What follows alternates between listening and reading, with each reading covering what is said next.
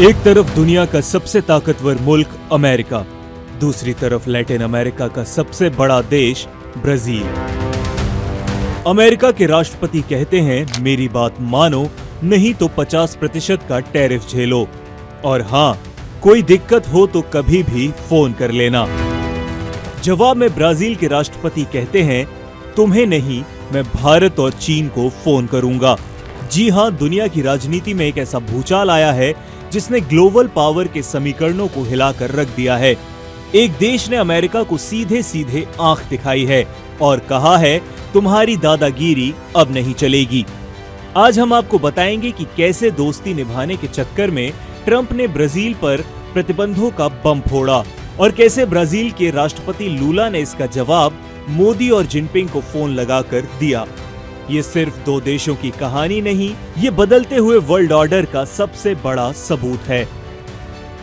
तो आखिर ये पूरा मामला क्या है, चलिए परत दर परत समझते हैं। तख्ता पलट का खेल।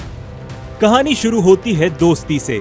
अमेरिका के राष्ट्रपति डोनाल्ड ट्रंप और ब्राजील के पूर्व राष्ट्रपति जायर बोल्सोनारो दोनों की दोस्ती जग जाहिर है। बोल्सोनारो पर इस वक्त ब्राजील में मुकदमा चल रहा है। आरोप है कि उन्होंने 2022 का चुनाव हारने के बाद तख्ता पलट की साजिश रची थी।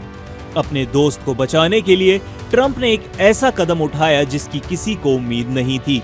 उन्होंने ब्राजील से आने वाले सामान पर 50% का भारी भरकम टैरिफ लगा दिया।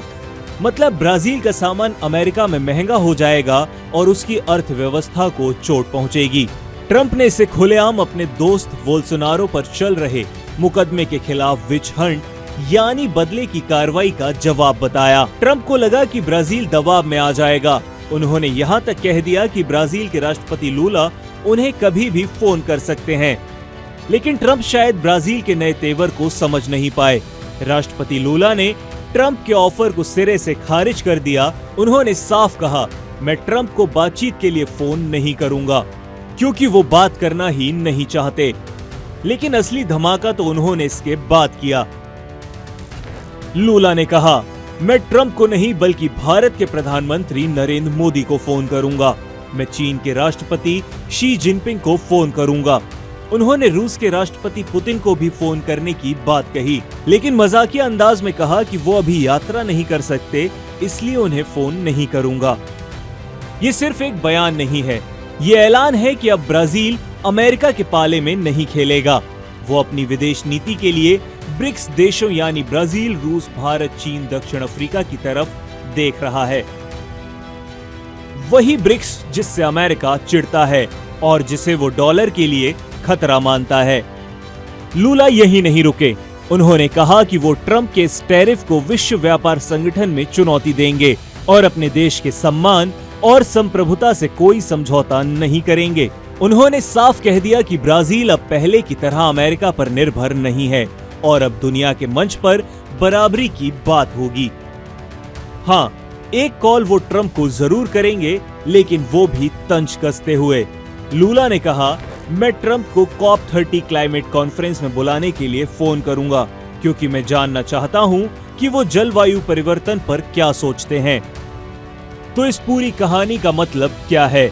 इसका मतलब साफ है कि दुनिया बदल रही है।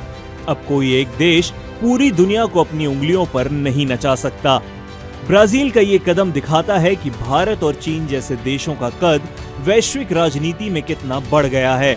जब अमेरिका ने धमकाया तो ब्राजील ने बचाव के लिए भारत और चीन की तरफ देखा। ये सिर्फ दो नेताओं के बीच की तनातनी नहीं है, ये एक नए मल्टीपोलर वर्ल्ड यानी बहुध्रुवीय विश्व का संकेत है, जहां शक्ति का केंद्र किसी एक देश के पास नहीं बल्कि कई देशों के पास होगा, जहां डॉलर के अलावा भी व्यापार के विकल्प तलाशे जाएंगे। एक बात तो तय है कि ब्राजील के इस एक कदम ने ये बता दिया कि अब चौधराहट के दिन चले गए हैं। आपकी इस पर क्या राय है? क्या ये बदलते हुए वर्ल्ड ऑर्डर का संकेत है? हमें कमेंट्स में जरूर बताएं।